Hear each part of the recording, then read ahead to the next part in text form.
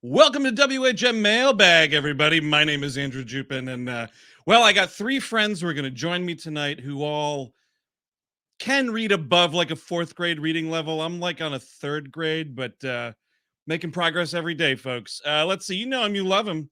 Eric Sisko. Oh, actually, I have trouble with the alphabet. What level is that? I think that's kindergarten. Oh, I don't know. Maybe. I'm at a kindergarten reading level. Hey, that's cool, man. ACD, right? That's how it goes.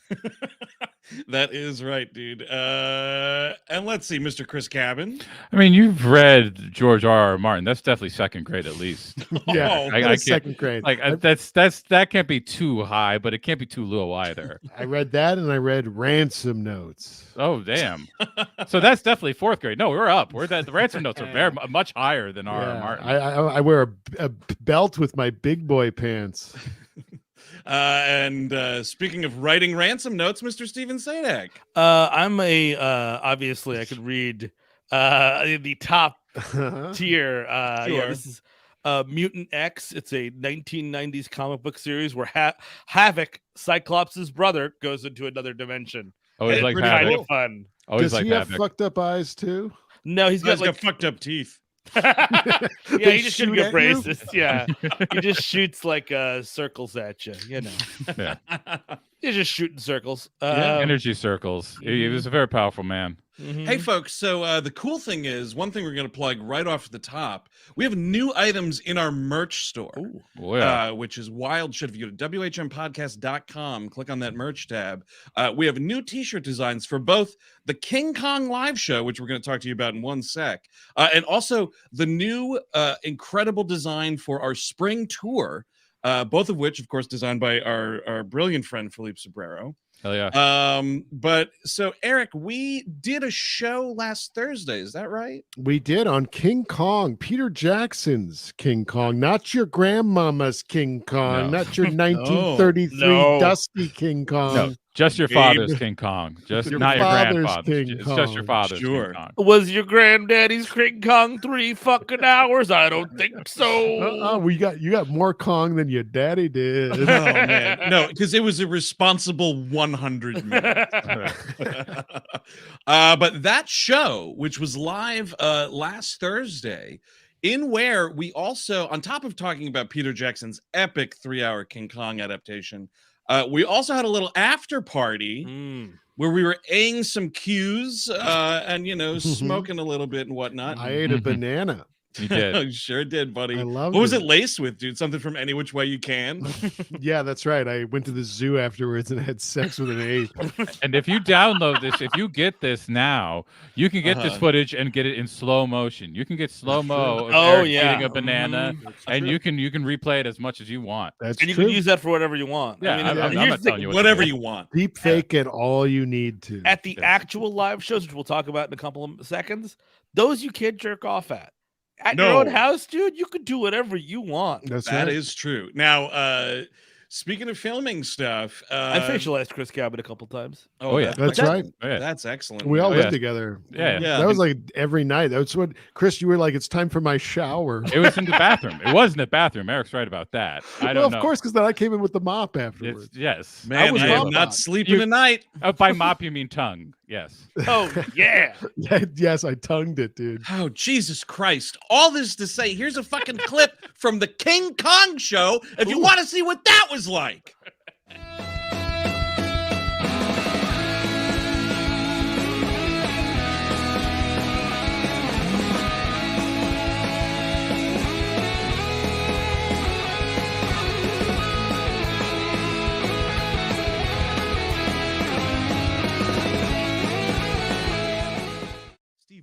dude, they're telling you how scary this place is. He was so fucked up by his experience there, he didn't even want to live because every time he closed his eyes, he saw fucking penis plants trying to suck his head off.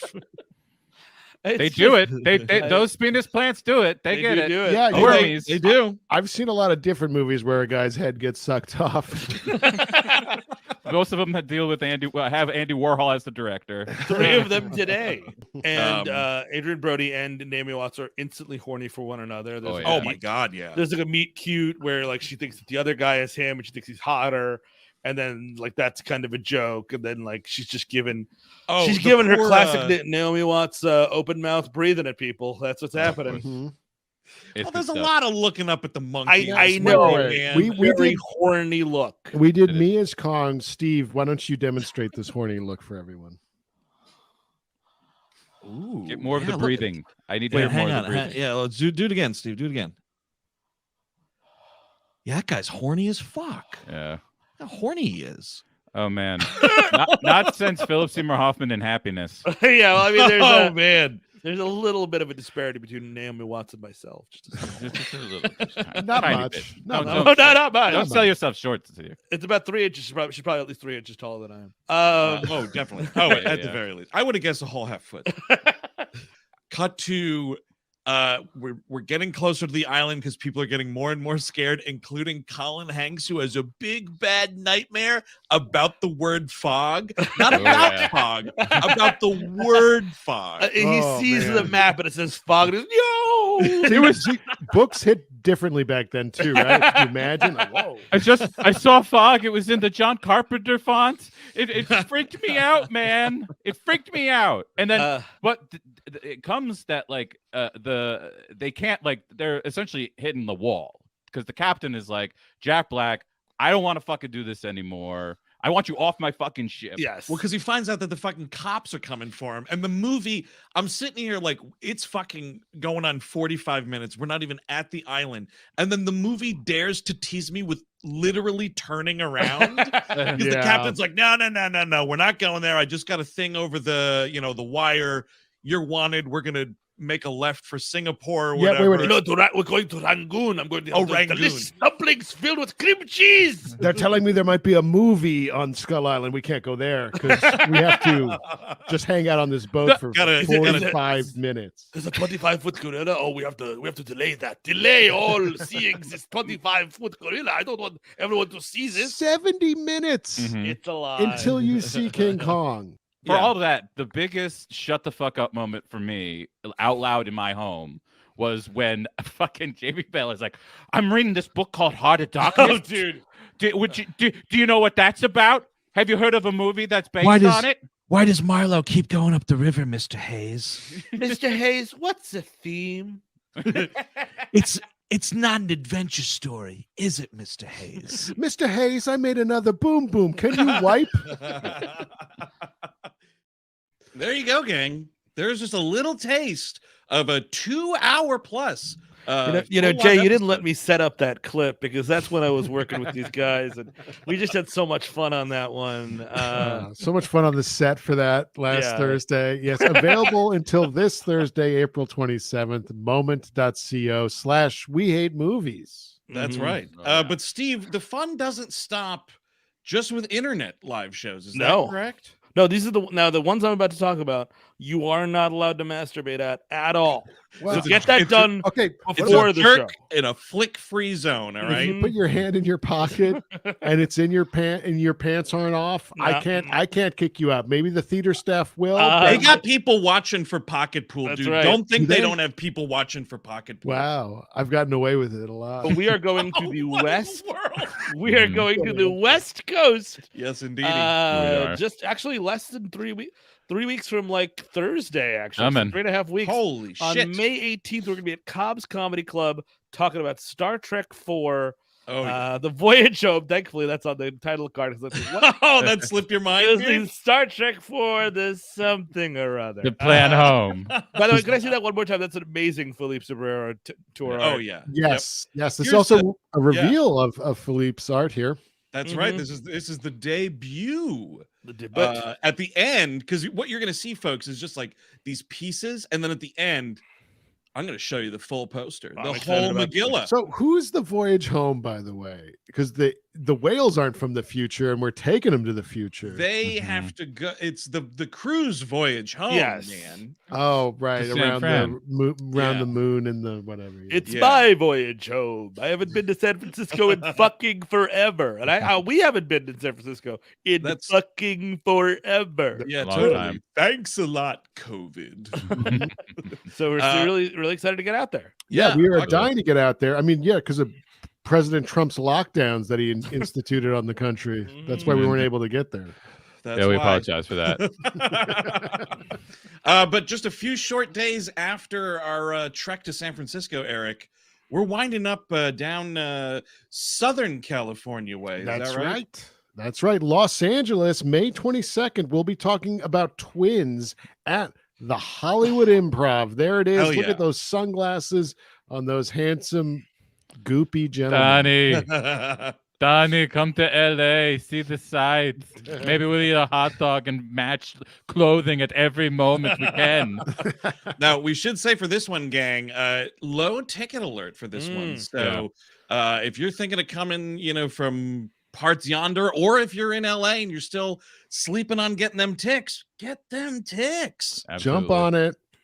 That's right. Now, June 15th, we will be back east, of course, doing a really cool thing at the State Theater, New Jersey. It's going to be a We Love Movies episode all about the birdcage. And what's that? I'm just getting something in from the desk here, guys. Hang on. Oh, shit. Oh, my God. No, sorry. No, that dude's not on TV anymore. No, actually, no. They something about an updated graphic for this one. Because I think Philippe's art is amazing, but they're saying here's an updated graphic. So hang on, let me load that in. Oh no! That's what that is. It's gonna be a great show, but you'll never know it. Sold out. That's sold out. So that's gonna be really, really exciting. We're so stoked to play our first show in Jersey. Yeah, that has not happened in a while. FYI, that was my impression of Billy Crudup in the movie Sleepers when they're about to murder Kevin Bacon. They're at the bar and they're like, "The brisket is good here, but you'll never know it." Oh man, yeah. It's been so long since I've seen that movie. Is that a dad for noon? What do you think? I don't know about what time of day. What time of day? I don't know. It depends on the dad. Pretty intensely, I gotta tell you. I think that's like a 10 p.m.er or like a 4 a.m.er. I don't know, because there's not really a good time to watch Sleepers. Just don't do it, kids. It's a rough movie, man. It used to be on TNT and TBS all the time, though. Yes. Like, you could find it at 11 a.m. And you could find it with some parts cut out. That's for damn sure. Kevin Bacon's smiling's still there, but What do you want? Brought to you by Ford Trucks. Yeah, totally, dude. Like a rock blowjob. Just cuts in real quick. It's a Fight Club thing. Get it up. A blowjob. Here is the full poster art for this. Look at this, man. Awesome shit. Gorgeous stuff. And you can this design and this design both on our web store right now, and something else from the internet ticker with that. So the web store is doing a sale Wednesday through Sunday. Classic tees $16 and everything else in the store up to 35% off. Great time to get some new We Hate Movies threads, folks. You say, Bob. Stay the coolest one in your school. Now, this is a mailbag. And as such, I understand we have some letters to read. So who wants to jump out in front here? Why doesn't it start with Steve? Okay. We'll do it better. Audience is rude. Hey guys, longtime listener and patron here. Ooh, that's how you get your letter read, by the way. That'll get those you palms right to the front of the line. Let's get started. Right this way, sir. Here's the proof of my Walsh level membership. Right this way. No, we never check. I had an experience this weekend that I felt worth discussing and getting your input. My partner and I went to see Beau's Afraid this weekend, which we both enjoyed, but not without some audience issues. When you go to the movie, when you go to the movies enough, you will inevitably have a bad audience experience, and I try to accept that. That's a very fair way to live your life. You know what I mean? Not everything's yep. The way you want that to roll out, though, is when when the Reaper comes for you and it's a bad experience, you want it to be a movie that while you're watching it, you are just absolutely not liking it all. Yes, and I was so lucky. I had a bad crowd for fucking Evil Dead Rise because no thankerino for that fucking movie, I still want to check it out, but yeah, I feel like you're probably it'll be a hearty rental for you, dude. Yes, it will. No reason to see it in the theater. Blah blah blah. It's become a bit of an Ari Aster tradition where my partner and I always have terrible theater neighbors during his movies. Ooh, I can relate. For Beau's Afraid, the entire row we sat at was full. It was a small theater, so roughly 8 to 10 people per row. Okay. How many rows? What you mean 200 fucking rows. Give me the full thing. No, stop reading. Let's wait till we find out how many rows. We'll come back to this letter. Quick thing on assigned seats and the rows and all the things, like you're going in. Yeah. One thing I'd like to advocate if Joe Biden is watching, which I'm sure he is. Okay. Definitely. Here's your graphic. It's got all your seats, right? How do I get YouTube off the TV? Hey, Dr. Jill, I want to get YouTube on the TV. What do you mean? What do you mean Beau's afraid? He can't be afraid. He's gone up to heaven. Oh, man. Oh, no. I did not set that up. Oh. That was a monkey's paw Stockton and Malone scenario. Wait a minute. Wait a minute, man. I thought I was watching We Hate Movies. What the heck's a lo-fi beat? But so you got your graphic here. It's got all your seats. You're gonna pick your seats. All I want is a little part of this graphic to have the door where I can leave to go to the bathroom, because that's going to really inform my decision. That's big. Whether I go left or right. Also, show me how far it is, and show me the little pee guy icon, like down here. To know where the bathroom is. But no, I really want to know which side of the graphic, because it's so easy. You've got everything else in there represented where the screen is. Yep. Just give me a little box where the door is that I'm entering through, and those seats will fill up faster because I will be like, oh, cool, I want to sit on the side. If I have to go to the bathroom, I'm like, I don't have to climb over 20 people. Absolutely. I mean, because you can be so specific about the layout of the seats. Like, I know there's one auditorium that I was actually for Evil Dead Rise that I know quite well in the Lincoln Square Theater that it's K17. I pick it all the time because it's behind a handicap row where the space in front of you is for if someone needs wheelchair access.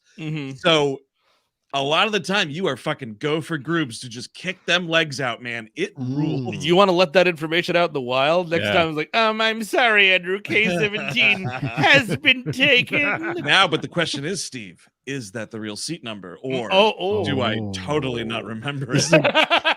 Game of chess with nobody. Yeah. All terrible neighbors during movies for Beau's Afraid. The entire rows sat of 8 to 10 people per row, and everyone except us was talking and using their phone from minute one onward. And I could see this coming from. I saw Beau's Afraid last week at the Alamo, and I knew for a fact that there was going to be some miserable experiences because the audience really needs to pay attention, and they're not going to do it. I think this is going to just have to be something you get used to with Ari Aster movies. Yep. They're just going to, like, I remember even Hereditary. There's like these people who just would not accept it. Like, and in Beau's Afraid, I saw it this weekend as well. Enjoyed it for the most part. And I had people like, what the fuck? What the fuck? I don't mind the what the fuck or whatever, but pretty audible, very audible. Yeah, not just whispering. They were like three or four rows back. And also, like, being on the phone is shitty. I had a bet. It's funny you saw Beau at the Alamo, Steve, because that's where I saw Hereditary, and it's still the only time I've seen that movie, and it's why I think I'm kind of like still just whatever about it. Was my experience was fucking horrible between all the fucking plate clanging and the silverware jangling, dude. But this isn't really a horror movie, so that changes the dynamic a touch. Sure. The horror. Anyways, I just think also if I was smelling chicken wings during that movie, I wouldn't have liked it as much as I did. Yeah. And dude, the guy next to me was going snack crazy. Oh, dude, yeah. Good for him. He had the popcorn, the pizza. Ooh. Did he put the popcorn on the pizza? No. Now I really want to try that. I'm sure it's terrible. This is sadly nothing new, nor is it a special issue. However, this movie for the first hour gave me such anxiety that I eventually decided we have to move to a different spot in the theater. I could not stand sitting there for another 2+ hours. This was not an instance where I asked anyone to please be quiet or put away their phones, because it was the entire row of people. Far too shy to usually do that anyways, and some people really don't take kindly to being reminded they're in public and to be considered to others around them. It is a risk. It's total risk. Always a risk. I'm kind of surprised we didn't get a scene like this in Beau is Afraid. Going to a movie theater and everybody's talking and using a phone all the time very loudly and like bullying him. I kind of want, like a couple of shorts from Ari Aster. I don't think this movie's going to take off financially. Again, I really like it. But like Beau goes to the movies. Beau goes to a restaurant. You know what I mean? And things. Here's what it is. Okay, it's all under the umbrella of like Beau is bothered, and it's just like all these places where he's just being fucked with repeatedly. Ooh, sweet day! I would watch that. Far too shy to do that anyway. Blah blah blah. The rest of the time, the rest of our time with theater was fine, so I know I made the right choice. However, our first Ari Aster experience, Hereditary, was far worse. It was a nearly full theater with a lot of audience being teenagers who I think expected your run-of-the-mill horror movie. Sometime around the halfway part of the runtime, large groups of the audience began to turn on the movie, laughing at everything, unintentionally funny and awkward moment, making rude comments about things that were happening in the movie. Wow. Rude. Gabriel Byrne, bet you're toasty. A man lost his life. Warm in there. And Dowd's apartment sucks. Toasty. Making rude comments with things happening in the movie, and the most prevalent was when people began making the clicking noise in their mouth like the characters were doing in the movie. That's kind of tough. That's kind of tough. I could only roll my eyes. So much of the immature comments and about people being naked in an Ari Aster movie. Somehow I made it through to the end and left the theater, overhearing all the wannabe critics talking about how much they hated it. I still ended up liking the movie and want to see it again, just so I can hopefully watch it with a better audience. I don't recall anyone asked this in the past, but do you have any instances where you recall the audience turned on the movie you were watching, forcing you to enjoy comments and razzing, while possibly ruining the movie while you wanted everyone to just quietly sit down and enjoy? Thanks, guys. I appreciate all the laughs and keep up the great work. Corey from Seattle, Washington. I really hope you guys make it out over here someday. Us too, dude. We're trying. Sorry, Seattle. Your mayor or governor doesn't want us to play there, so write your local officials. But I have one for this. I saw Mother, the Darren Aronofsky movie. Oh boy. Audience completely turned on it. It wasn't a lot of people. I was actually enjoying it, and I still remember liking the movie. I have not gone back to it, but it was so bad. The audience had turned on it so bad that when I was leaving the theater, some dudes were stopping. That movie was terrible, right? I was like, oh my God. Do I do it? Do I go to jail? Hey, you liked it. Get him. It was weird. They were like basically accosting me. Dude, were you, because this is what I would have done, dude. I would have been like, yeah, fucking sucks, just to like get out of there. But, sure, yeah. I agree to everything. That. Strangers, I just lied to. Blanket. Oh, absolutely. Yep. Sure, man. You got that right. Yeah, sure, man. Can I go? Can I go, please, man? Please leave me alone. It was terrifying. But yeah, does the scenario count if you instigated said theater turn?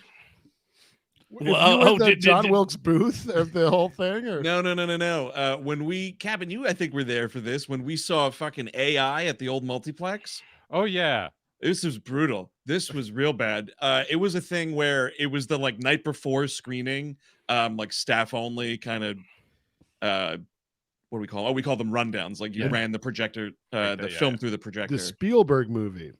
Yes. Not what you use for art, young people. No, AI, artificial intelligence, directed by Steven Spielberg. And so we wound up bringing like a lot of people into this theater, way more than was like appropriate for a staff screening. And it just like the vibe was wild as it was.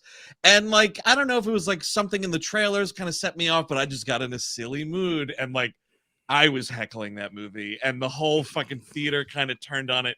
Wow. To this day, I've never actually seen it outside of that screening, but there was just something about it, dude. I just was not having it. I wasn't having the bear. I wasn't having Haley Joel. It just was not great. I've gone back to it and I really love that movie, but I remember being in the theater. I mean, it was with like 8 of our friends, and like we just wanted to fuck around and have fun. Like I wasn't there to like really ponder this movie. But one of our friends was a massive Spielberg head and was so excited for the new Spielberg movie, and he was fuming that we were fucking around. That'll do it. Was not happy. He wasn't thrilled. He was a man out. I'm trying to remember. I definitely. When I saw Crimes of the Future, this wasn't a full audience turn, but I guess it was because it was only me and one other guy. Well, so he didn't like it, and he. This is what. So it starts, and like, I mean, anybody who's seen it knows it is not a normal anything. It's pretty out there. Very difficult start to a movie, too. Sure, yeah. And he starts sighing very loudly, and I'm telling you, by the end of it, I'm pretty sure that fucker had brought a microphone in and had like a little amp next to him, because this thing, he was like.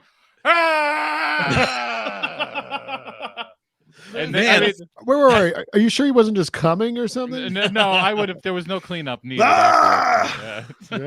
So it was just dramatic sighing. Just dramatic sighing throughout. Escalating? Like I would say, every. I mean, it hit a plateau around the midpoint, but then like when it gets to the end and like the assassinations are happening and all that stuff, that's like he would just start groaning, like it was audibly. Man.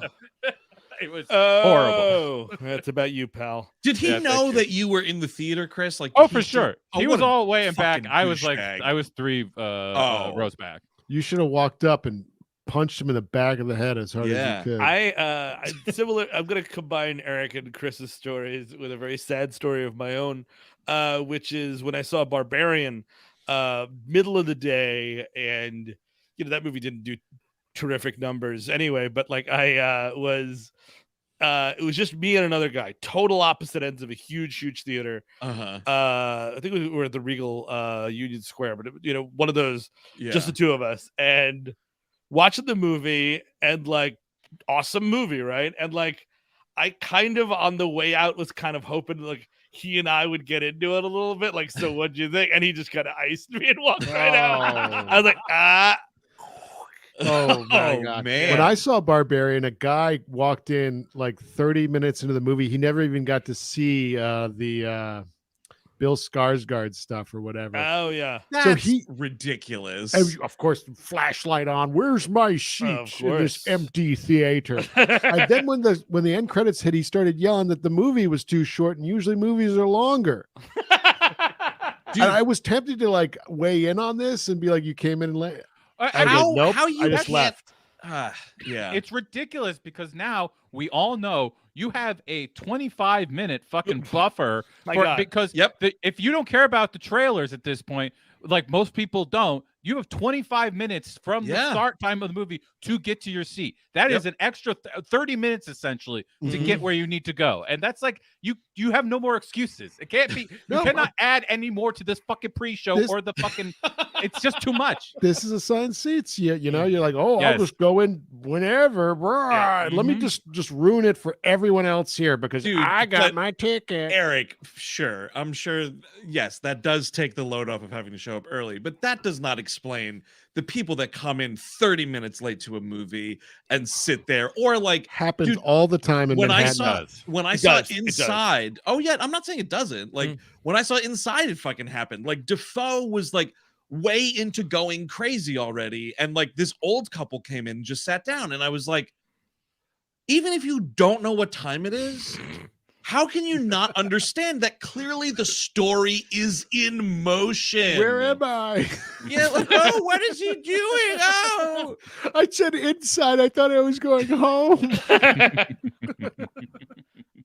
It just, and similarly with Barbarian, you have to get a vibe, even though like it does kind of, cut off and become something different. Like you have to be like, I think this movie's been playing for a little bit. Yes, exactly. This is not just started. The switch ups are important. Yes. Should we get on to another one? Yes. Eric, you want to take this one? I will take this one. Theater Theater Rampage. Sounds like Lord. me this is going to be my crimes of the future right here. I got your Minority Report. When The Last Jedi came out, I wasn't expecting to be able to see it opening day because my wife had a late night of work, but it got canceled, so I quickly bought the only not sold out showing near us that night.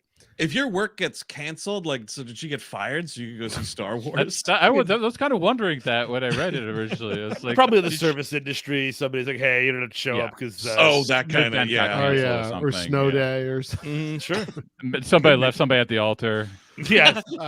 No need for you to perform in this marriage. We get to the movie and it is obviously packed to the gills. I don't remember all the trailers that preceded the film, but I remember the first one, Rampage. Wow. Speaking of which, timely.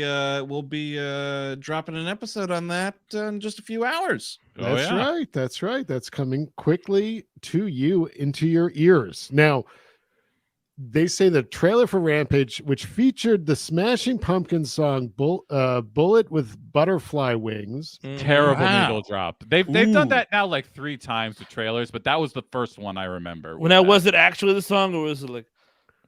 It's a real one. It's the real one.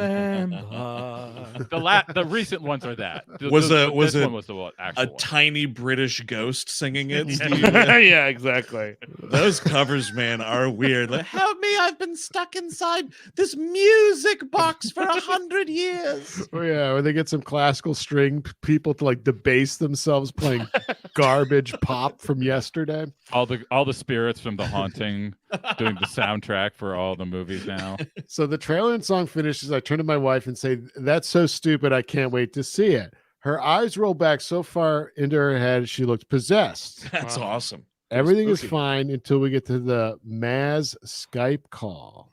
I think this is the part of The Last Jedi where Maz, she calls someone. Kanata or something. And you see like she's working out a trade dispute. She pops up and like, she's like, "Oh, sorry, I can't be in the movie, but I know I'm going to be in other subsequent." Remember me? I'm not.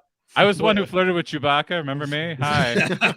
I'll see you in the next movie. Oh, I guess not really. Anyway, bye. I'm Lupita Nyong'o. Did you know that? I'm those beautiful women in the world. They turned me into a fucking little turd. I've been nominated for Academy Awards in films that I've been in. And they decided to hide me in the drywall of this fucking movie. Anyway, the movie freezes. Someone gets the manager who tells us they have to restart it, and they'll fast forward to the spot where the movie froze. We then watch. Derek, I'll fast forward. We'll get back to it. Brave New World, man. Mm-hmm. We then watch the Rampage trailer again, and then it restarts, and we watch the Rampage trailer again and again and then again. Finally, the manager comes out and says they can't fast forward the film. Whoa! The machine's broken, Mr. Terwilliger. We can't get the movie out. They say in the letter that they watched it 6 or 7 times. Can you even stand it? Movie stuck. Stuck in the mud. This is the problem with these fucking multiplexes, man, that have like these so-called manager operators, where like some person who's responsible for like popcorn shit and refunding someone's ticket and dealing with a customer dispute or whatever is also responsible for starting shit in the projection booth, or at least scheduling these like playlists of trailers and then like the feature files to play on a timed playlist kind of a thing. But like, these people don't know anything about projection, and so when it comes to shit like this, you are SOL. But you know, the cool thing is that whole sacrificing that job and having someone who would have like a life with dignity doing good work. Actually, without that, Big Regal got 48 cents more last year. So that's right. That's the important thing. You know what I mean? Like, that rules. Why do we need more people to have more jobs? But how many projectors were ruined by getting butter in there? I dropped another Skittle. Oh no. Yep, exactly, dude. Oh, soda syrup's all in it. The letter does go on to say they watched it 6 or 7 times during the process, felt like it was thinking in hell or being brainwashed a la Clockwork Orange. Anyway, we finally get past the Skype call, and 5 minutes later, the movie stops and the lights come on. Oh, Jesus. The manager comes out and says they're canceling our showing because it would interfere with the next start time. They give us vouchers for free tickets at any Regal. which we used the next or day Rampage. only good. Those are Rampage tickets. Here's your complimentary ticket to see the Rampage trailer again on the big screen. No, not your Star Wars movie. No, sir. So to this day, whenever I hear that song or hear that movie get mentioned, I legitimately get flashbacks to the worst theater experience of my life. I hope you will enjoy that another flashback tonight when that movie, that episode comes out. Yes. Evan from Orange County, California, who cannot wait to see us in Los Angeles. What a great idea. We're playing the Hollywood Improv on May 22nd. That's very true. We're doing the twins. Yeah. I've told the Force Awakens story, which was worse. I don't think it was. No, it wasn't worse because at least it was over in a minute. But it's all the anticipation. Opening day, Force Awakens. X amount of years since Revenge of the Sith. Everyone's super excited. I finally get in my seat. I'm so excited, and the fucking fire alarm goes off, and there was a fire in the theater I was at. And I was like, okay, I guess I'll never see this movie because a lot of showings are sold out. Goodbye, everybody. Oh, man. Only time the fire alarm went off in a movie for me, I thought it was an amazing thing at first because it was during Castaway when the plane is going down. And I'm like, this sound is great. The plane is going down. It feels like the theater is going down. And then they asked me to leave. I got me and Soph got halfway. We were in Michigan and we went to see Rogue Nation. And we got halfway through it and a lightning storm literally hit. A thunderstorm hit us. And we... And the whole thing shut down for a minute, and the crowd was so big, it was one of those old little theaters. So the crowd was just all standing there, and there was this guy in the back just screaming, "There's more room out of the lobby! Please come out into the lobby!" Jesus. And nobody did it. Everyone wanted their own seat. Yeah. Everybody was worried about when we were going to be allowed back in, and me and Soph were back, so we come out a little bit and we look outside. I mean, the fucking sky is green. So we're like, okay, so no, but also they started and had to restart my screening of The Card Counter 4 times. Oof. And it was of all the movies for that to happen with. I was like, I'm having a more. I really like that movie, but it's one that's hard to get into. So I was here we go again. Here we go. Sort of stop and start like that fucking totally we were at the Kaufman Astoria one time, and we saw it was either. It was one of those rom-com. I think it was that movie Valentine's Day, or maybe New Year's Eve. It was one of those things. And it totally froze up or broke or something. And we just left. It was nah, this is fine. We saw enough of whichever holiday movie that was. I think I was with you when we saw My Bloody Valentine, I feel like. No, Valentine's Day. Oh, Valentine. The actual Valentine's Day, yes. Yeah. Should we get to the next one here? Yeah, totally. I'll do this one. All right. And Andrew, there's 2 images I sent you. Get image 0 is going to be needed in a little bit. Yeah. Oh yeah, I got it. Okay. Monkey School. Ooh.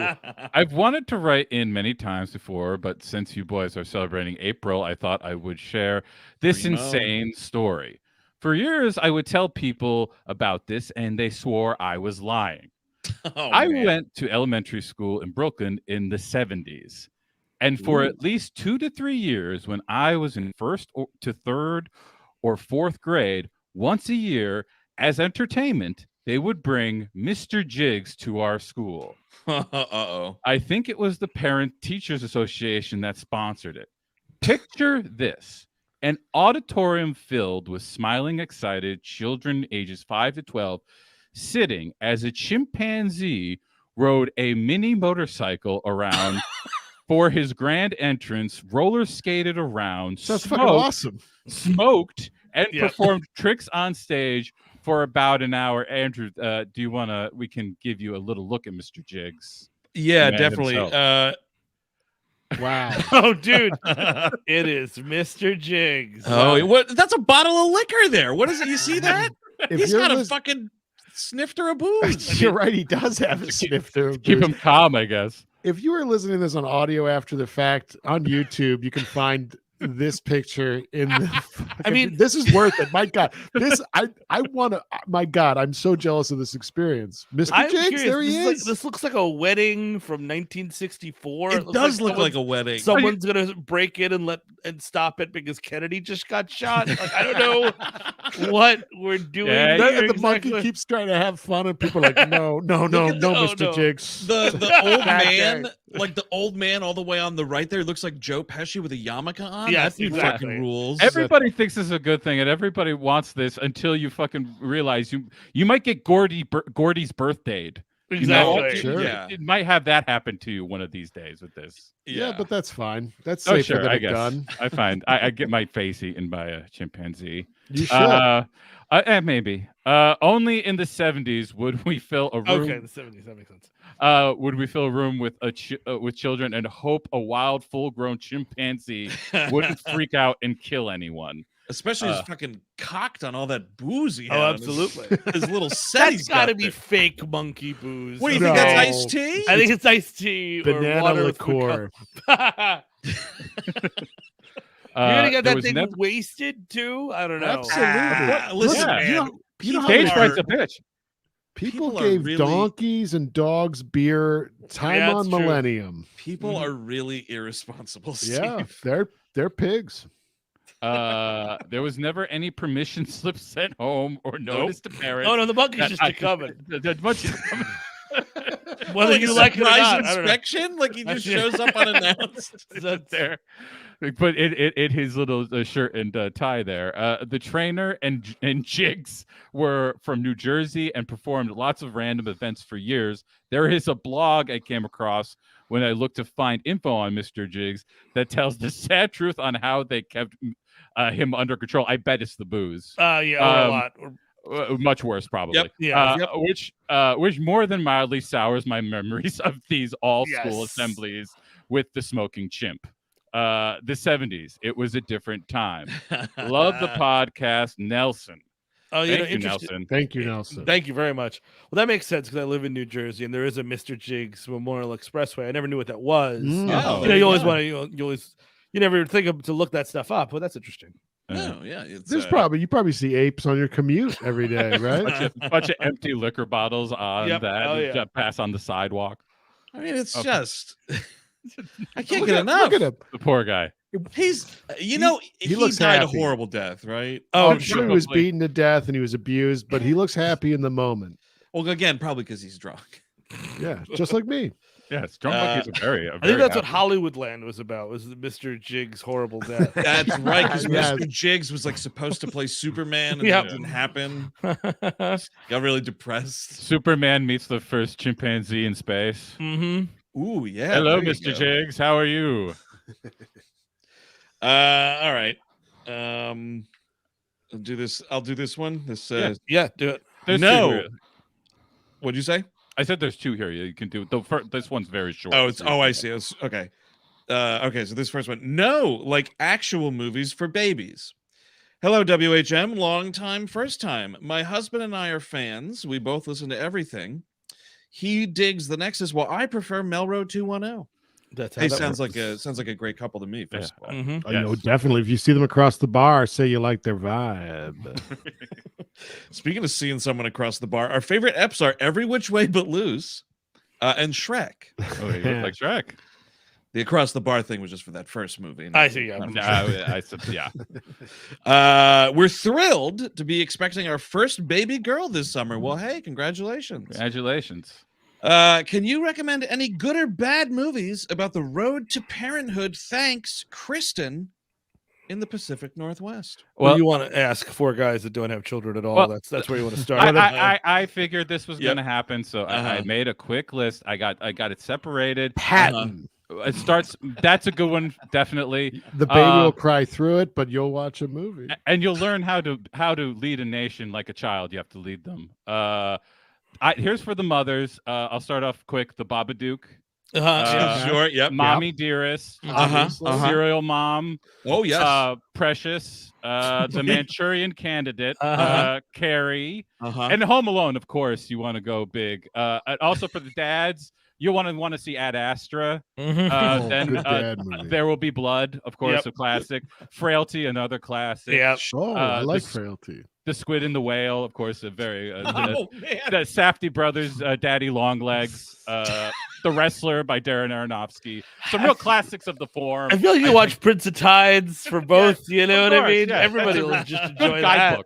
Just watch Sleepers as well. You know what I mean? Well, but these are all like, you know, after the kid is a kid. They're also asking here about like the road to parenthood, so like pregnancy movies or adoption movies. Oh well, right? I know pornography would be great for the road to parenthood. That's actually true, right? Because that's how it starts. Yeah, exactly. So you get yourself some like breeder porn. The road to parenthood is a tunnel, right? Yes, goes under the mountain. It's true, Eric. So Steve, I do know for Road to Parenting, I know you are a huge fan of Sam Mendes's Away We Go. No, it's called Away We Go. That movie super sucks. Not good. Not good. It's the hardest I've ever laughed at anything. Is when Melanie Linsky is doing a strip tease, and it's like, and then Chris Messina just goes up to Jim from The Office, just unprompted. She had another miscarriage last week. And I was like, what? No. Come on, movie. No. I was doing some Cape Fear laughing at that. Yeah, I don't know. The answer is I don't know. She's having a baby. Would be one. Yeah, Junior's also a good Baby's one. Day Out. Yes. Eastern Promises. Of course, the classic. It's kind of a bump in the road that happens there. But... Jersey Skullmusk's finest hour. Yeah. In that first Flintstones movie, do you see them having Pebbles and Bam Bam, or do they already exist in the world? Oh, geez, Betty, a bunch of rocks came out of you. Shall we name them? I think it's like I think they already exist. I think so. I think they're walking around already. Yeah, but I think there's a long flashback to a very graphic birthing scene, if I'm not mistaken. Got it. Yes, it's much like Stan Brackage's window water baby moving. Yes, it's exactly like that. Perfect. But there's a pterodactyl helping. So clearly we were living smoking a cigar. Yeah, he's cutting the fucking cord.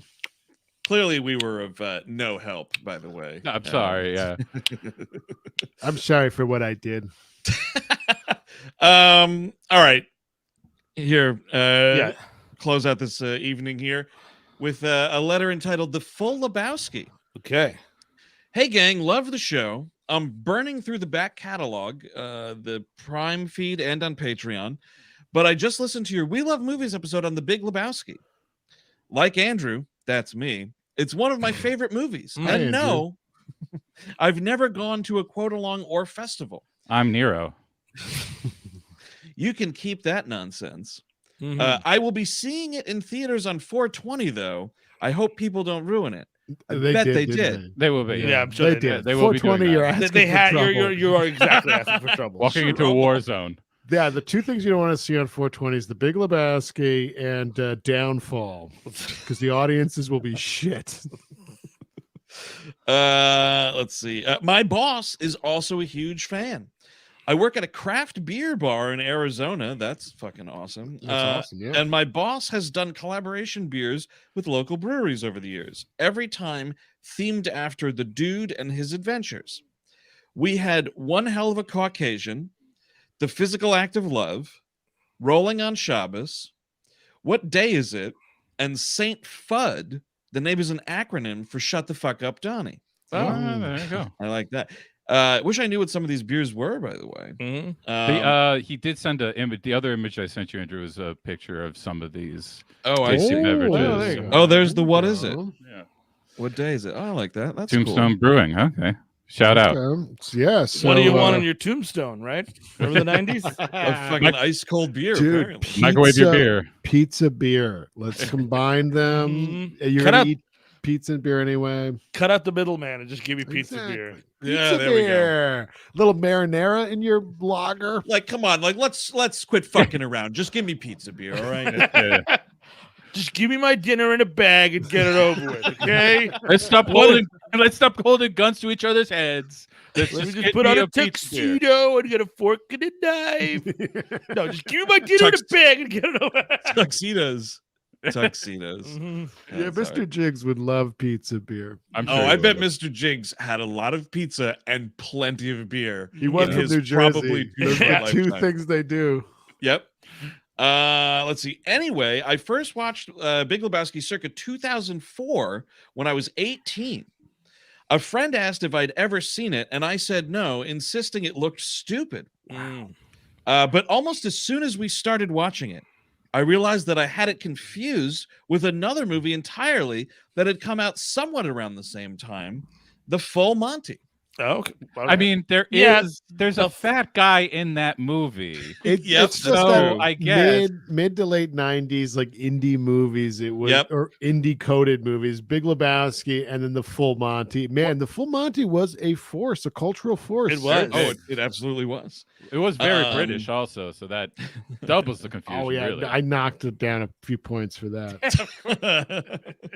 Lose a half star there, did it? I mean, I wasn't like a huge. I mean, I'm not the target audience for Full Monty. I was not that blown away by it when it came out. Well, he's taking Robert Carlyle, who was the lead in that. He was one of the leads of one of the Stargate shows. So he is taking American jobs, Eric, American acting jobs. Yes. I'll give him the pass. Honestly, I think I like him in general. I think he's got good stage presence, and so that's what we just need a visa process, and I can sign off. Got it. I will be in charge. You just want to organize. I understand. Yeah. Let's see. So blah blah blah. Confused with The Full Monty. How? I have no fucking clue. Well, 3-word titles. Who knows? I was a stupid baby at the time, and they were they were released, 12 to 13 years old. Needless to say, I loved The Big Lebowski and immediately went out to purchase it on glorious DVD the next day. Do you guys have any stories of films that you ignored for way too long because you thought they were something entirely different, then ended up regretting it? Thanks. Keep up the good work. Derek in Tucson, PSO. I attached the photo of the beer. It was a double IPA. Says they originally did during quarantine for their 5th anniversary at Tombstone Brewing, folks. There you go. Very nice. Check it out. So movies you ignored because you thought they were one thing, but you were wrong. I remember people in like high school trying to get me into like Argento and Fulci, and I'm like, oh, that's going to be a little too much, maybe. Oh, sure. No, but they're good. Yeah, I definitely put off seeing Speed Racer until like Blu-ray. I still haven't, by the way, which is insane. It's a good movie. It's definitely it up. Should we do it? Fucking watch that commentary, maybe first time viewing. I never saw it either. So yeah, maybe that would be a lot of fun. Double Boys. Double Boys. Oh yeah, Double Boys. Let's get it going in the chat. Double Boys. Or get ready for the dirty double. You two. I and my wife too. Both really never wanted to watch Slumber Party Massacre because I just sort of assumed, it was going to be just what it is. And that movie is just much smarter and more subversive and just way better than I ever would have given it credit for. I watched it last year when it was on the Criterion 80s horror thing. I was like, oh, wow, this is amazing. Oh, yeah. Really, really an amazing horror from that period. So there you go. Totally. I feel like I just had one that was like from a recent episode. So I'm looking over the back catalog here. A lot of Double Boys in the chat, by the way. Which Double Boys. This is why you got to watch on YouTube Live so you can join the chat to say Double Boys. Someone's out there. Someone's doing laundry right now. 3 days from now, I'm like, God damn, I can't write in Double Boys. No, it's fun to be live. You got Double Boys. I am trying to think of one, and honestly, I can't. I'm sure I had one. They take you by surprise. The movies do. Yeah, no, totally. You know what? As soon as we fucking sign off this broadcast, I'm gonna be like, you'll remember. Oh, there it is. Yeah. You want to do a couple of questions from the nice people here? Sure. Oh, the nice people. The nice people. So let's start filtering those in. While we tell you about our upcoming tour dates, May 18th, 2023. That's right. We're gonna be you got it. Just next month. We'll be in Star Trek We'll be in San Francisco, Cobb's Comedy Club, talking about Star Trek 4, The Voyage Home. Yes. These tickets, this show is going to be a fucking blast. And then we'll so much to also talk about this movie. We'll also be at Cobb's Comedy Club on May 18th in 1973 at Mr. Jigs opening. That's right. Ooh, yeah, dude, going on the road with a fucking chimp. That's how you know we've made it. He's got smoke rings, folks. He can do them. Yeah, that's gonna be fun. I mean, folks, it is the first time we are talking Star Trek live in a room. This is gonna, if you like Cobb's Comedy Club might have to hire the fucking midnight shift, man. I don't know. We might be going long on that one. I'm very excited for that. If you love the Nexus, of course, come on out. We chose it for San Francisco, not necessarily because it's a nerd movie and it's a nerd city. It wasn't about that. So please come out. A little bit. A little bit. Then a few days later, we're going down to LA where we will be talking another Arnold Schwarzenegger, Danny DeVito team up. That's right. We're talking Twins, May 22nd at the Hollywood Improv. Low ticket warning for the show, folks. So if you are considering coming to this bad boy, you better get on it. Snatch him up right now. And if you're not sure if you're actually going to be able to make it, buy the tickets, sell them on the secondary market. There you go. Precisely. Exactly. This is smart business. We will be doing, of course, a reading of our screenplay for Triplets, which me and Eric will be writing the weekend beforehand, just over a 48-hour period, just to get it in on time. I'm sure Eddie and Arnold and Danny will love it. I'm sure of it. And if you have a ticket for our June 15th show at the State Theater, New Jersey, we will see you there doing the first ever live We Love Movies, official We Love Movies episode on the Birdcage. That is a sold-out event, gang. But that is going to be a lot of fun. Yeah. So let's see. And actually, because precious few hours remain. Yes. If you want to catch the replay of this guy, our King Kong live show that we did last Thursday with included after party and another bonus, about an hour of material there, gang.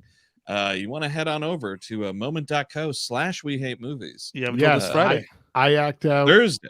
I proved that I could play King Kong, Andy Serkis style. Yeah. Oh, sure. You nailed it, dude. Steve shows that he could play Naomi Watts horny. Yes, that's it. Earlier. What are these celebrities getting the big bucks for when I'm this ugly? It doesn't make any sense. Right? And I'm just an ape. Steve. All right, so let's see. I'll start going through, see if we get so many double boys.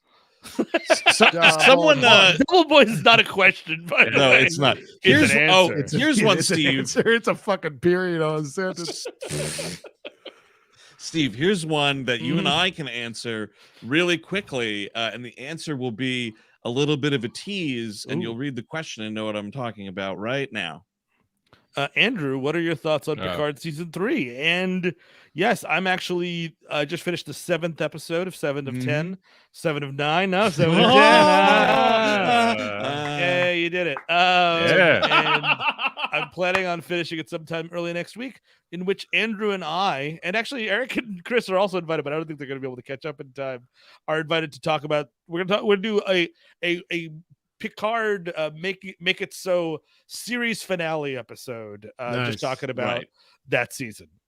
And yeah, it's going to be a lot of fun. I don't want to give too much away, but I did finish it, and I'll tell you one sort of teaser thought, I guess, is that I wanted to rewatch it immediately, as soon as I knew where everything landed and whatnot. I was just kind of ready to go back and rewatch it all. I was trying to find the Picard show graphic, but I can't. But yes, it will be a Making It So series finale. We didn't do that second season. I will provide a little bit of a previously just to kind of get us through that. But yeah, that's going to be fun. So look out for that coming soon. So let's see here. Oh, here's an interesting one. Daniel asks, are there any stereotypical New York tourist things that we've never done and or will never do in your life living in the city? I think it's most, honestly. I am a fairly ill-traveled New Yorker. I've done the Statue of Liberty. I've never been inside the Empire State Building. I've done that. And I have never been inside the Freedom Tower.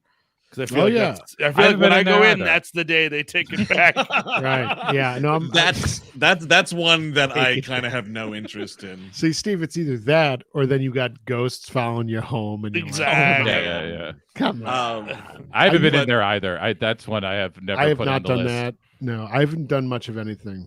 Yeah, it's kind of weird enough being in the Oculus, like the mall area. Yeah. That's like plenty for me. Yeah, but I don't know. I've ridden the Staten Island ferry, did a boat around Manhattan Island. The big delis I've been to. Like I'm trying to think. You got to do that. Like food related ones. Carnegie, Katz's. Well, Carnegie isn't there anymore, right? No, I don't think. I think a lot of those midtown. Katz's is still there. Katz's is still around. And Katz is worth really going good. to. I really think, fucking good. That's like a real thing. It's not great. You don't need to go. It's worth it once. It's worth once. You go in, you have one tiny mug of beer, and you leave immediately. You don't stay a whole night, because that shit.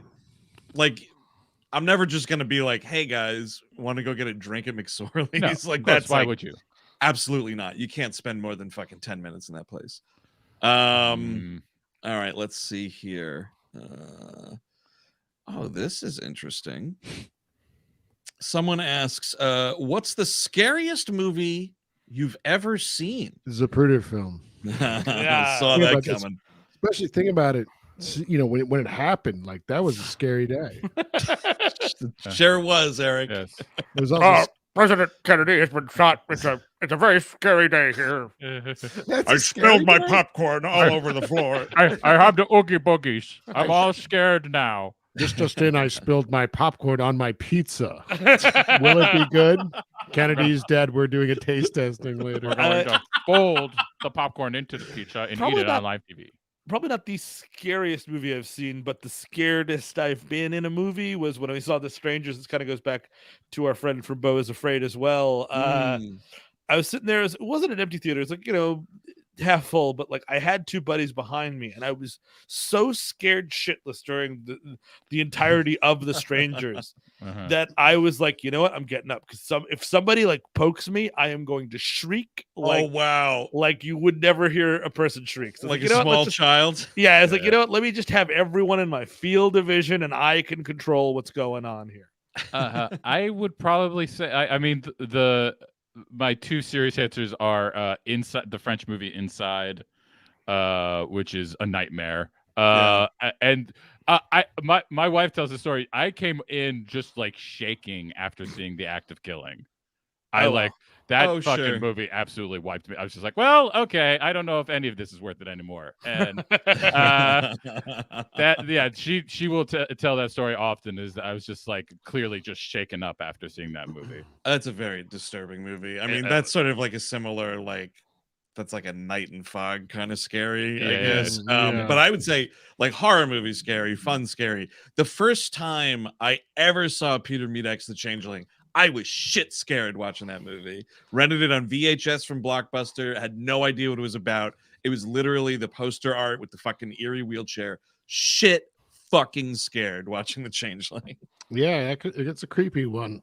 Here's a question I think is interesting. When are we getting a We Hate Movies Lights Camera Jackson collaboration episode? Oh, okay. Long overdue, since we're all from he's from our area, Andrew. Is it? Well, I'm saying we're never going to do it. Oh, we aren't? Oh, okay. He blocked me on Twitter. Folks. Oh, of course. Then he can't be. Of course. I can't read the great literature coming from, or what reviews. Me and Andrew will do a year of 2023 wrap up. We'll do it for the Times Union. We'll do a video special with Lights Camera Jackson. Please, it'll be fun.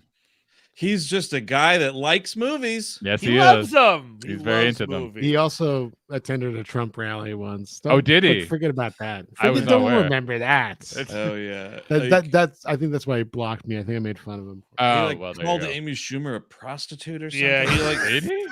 Yeah, it was some awkward he made some fucking comment to her on like a red carpet or something, and she was like, "Oh, so I'm a whore," or something like that. Like this kid's real fucking aces, man. Well, I mean, nothing beats if you haven't seen it. It's absolutely the stupidest thing you've ever seen. His Booksmart review is just the worst thing. Period. That's not shocking here. I'm just climbing through the chat here. find a couple more cues. Because a lot of people. Okay, so let's see. Well, someone did ask what we thought of this season of The Mandalorian, and there's a good place to go to find that out. It's Patreon. We have The Mandalorian half-hour sideshow, which is actually The Mandalorian hour. Yeah, who's shitting who here? And we recapped every single episode of every season of Mando, Book of Boba Fett, Obi-Wan. We've done episodes on all of them, so you could find them on the Patreon. Yeah. All right, so this is I don't know if we're gonna be able to answer this one. It'll be real brain racking, memory racking here. Kevin asks, what's the first VHS or DVD we ever bought? I know I got 2 DVDs at the same time. It was oh yeah, you did. So did I. I'll tell my twins next. Mine was South Park and Being John Malkovich. Wow, nice. Mine was Pi and Army of Darkness bootleg edition. Ooh. Man, mine. I have nothing on either of them. My memory is garbage. I can't remember VHS. VHS, I'm trying to think. My parents would buy when we were young, and I don't really remember what was the first one that maybe Predator or something. Yeah. Ooh, wow. I think it was The Hunt for Red October. For me, I don't think I ever bought. I don't know if I ever purchased a VHS tape. I think it was always like getting gifts and stuff. DVDs I was buying because I didn't have money on my own to buy stuff back then. Yeah. But when I started working, half of it went to Best Buy. That's how that worked. Yeah, like by the time I had like money of my own, it was DVDs all the time. I mean, I remember when we got our first DVD player, it came with a thing that was like, oh, it's like a coupon for 5 free DVDs or something like that. And it was like, so like in that sense, our first DVDs in the house, it was weird. It was like, of course, fucking Shrek, the second Austin Powers. Nice. I want to say that shagged me. Spy Who Shagged Me. That's right. Yeah. Bangers all. Yeah. Shit. There was like a couple more. What Lies Beneath maybe was one. Nice. Just a real fucking loser. Boy, I've been shagged. Yeah. I do recall actually the first memory I have of buying a DVD on my own in a store. I went to a Coconuts and bought the DVD box set of Nightmare on Elm Street. Oh, nice. Yeah. Very nice. Oh yeah. What do we think? One more? Try to find one more. Do one more. Here's an interesting one. What's the favorite movie released the year we were born? This is terrifying to date us. This is a trap. Yeah, exactly. What's your favorite iteration of the last 4 digits of your social security number? Right. This is also just a cruel jape, a taunt. That for I'm me, turning 40 and Return of the Jedi came out 40 years ago. Yeah, you jinxed me, dude. It's gonna be Return of the Jedi as well for me. I'm also from '83. I'll be turning 40 later than you, though, motherfucker. How about that? Congrats. Well, Mr. 39 in a few weeks will answer fucking Ghostbusters. young gun. Look at this little boy. Let me see. I gotta check mine here because I do have, of course, my lists. Cabin. I think Dune was 83, dude. 83 is, of course, Videodrome. Oh, that's a great one. Yeah, too. Actually, here's a thought to end on. I was at the Alamo. I think it was when we were seeing Bo Was Afraid. It was like Stoner Classics coming to the Alamo, and it was this is the wrong thing to play in front of Bo Was Afraid. Not a stoner movie. No, but it was like, oh yeah, it was like a lot of Dazed and Confused footage. Sure. I think maybe they had Fast Times. Bill and Ted was involved. Oh, okay. And then all of a sudden, Videodrome is there, and I'm like, wait, what? And it's like 420, man, here it comes. And like the last clip, I guess, to pull it all together is James Woods asking some other guy at Videodrome, like, hey, have you been hallucinating? And he's like, no, should I be? And like that's how they tied it together, but like those aren't exactly the right hallucinations. And even I don't think I would watch Videodrome high. That seems like a not for what? To be smart. Fucking miserable the whole time? Like for high movies, 1983, of course you go with the right stuff. Yes. That's Chris, remember that time you and I watched the Ken Russell movie? It is similar to No, I've seen that one. The Monkey Man is Altered States. Altered States. Yes, yeah. Great movie. We smoked or we took edibles. Yes, and watched Altered States. And when I tell you, we both melted into the couch in the worst ways possible. Fuck, dude. We thought we turned into apes. We were pretty sure we were apes. Like, this is not okay. Why is this still happening? This is not okay. This isn't okay. We're in the tank. We're in the tank now. We're always going to be in the tank. I think I remember getting home and seeing you guys like midstream. Stream. It was a rough night, dude. It really was. It was like, oh, this will be fun because it's like a drug movie, similar. Sure. Yeah. Nope. And it great movie, by the way. Great movie. Oh yeah. Really, really good movie. Yeah. Ken Russell's amazing. Brilliant. But it is a bit of a tease, Steve, because one of the things I remember most about that movie has nothing to do with any of the fucking sensory depth tank. Yeah. It's at the beginning of the movie when they're having that party and Bob Balaban's just walking around cool as fuck, just casually smoking that J in the apartment. Yeah. 1970s, man. It's a brilliant moment in that movie. But that is going to do it for this edition of the Mailbag Gang. Remember, of course, moment.co/wehatemovies, whmpodcast.com/tour, and patreon.com/wehatemovies are all places where you can get awesome tickets to see us live, tickets to see our virtual replay, or downloads when you subscribe to our Patreon of a fucking sea of stuff that is not on the We Hate Movies feed proper. But that is going to do it. Thank you for tuning in, of course. And remember, if you're joining us here on the YouTube for the first time, like and subscribe, like this video, subscribe to that channel, click that bell, make sure you are notified every single time we go on the air, including next Monday when we'll be back at noon Eastern for On Screen Live. But until such a time, I've been Andrew Jupin, Steven Sadak, Eric Siska, Chris Cabin. Good night, everybody. Bye-bye.